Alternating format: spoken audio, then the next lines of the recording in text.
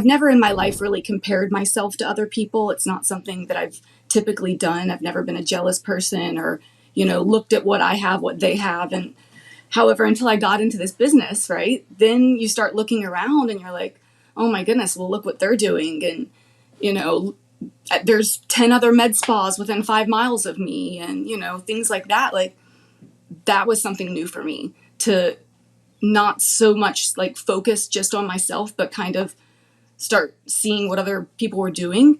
That kind of held me down a little bit, I had to get out of that mindset and break away from that. I'm like, that's not healthy for me. Not comparing myself. Everybody comes to different people for different reasons.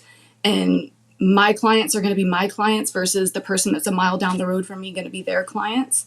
So really, and breaking away from the comparing thing, comparing my practice and my services to other people right down the street. I believe that, the tide rises all ships.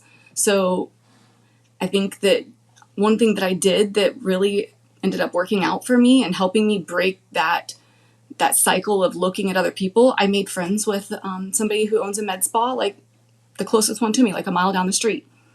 Kind of similar size practice, similar type of services. And, I've made a real, true, genuine friend in her. We talk about things. I love her social media. I'm constantly building her up. I've even told people about her. She has a laser. I don't have a laser. Whereas coming from the cutthroat sales background that I had, that's something I never would have done before. So I think pulling from that and then bringing it into this is kind of like a marriage between the two things. Like I'm not either thing, hard and fast. Like you just kind of got to look at what you bring to the table and try to present it in, the best way you can for people. And so would you say that you feel more like the community over competition is kind of like a principle that you adhere to, or? I do. I definitely do. Because I want to see other people do well. When I see them do well, it makes me smile. Like, I enjoy, other people's happiness. And I know that mine will come. If I'm not having it in this moment, I will have mine.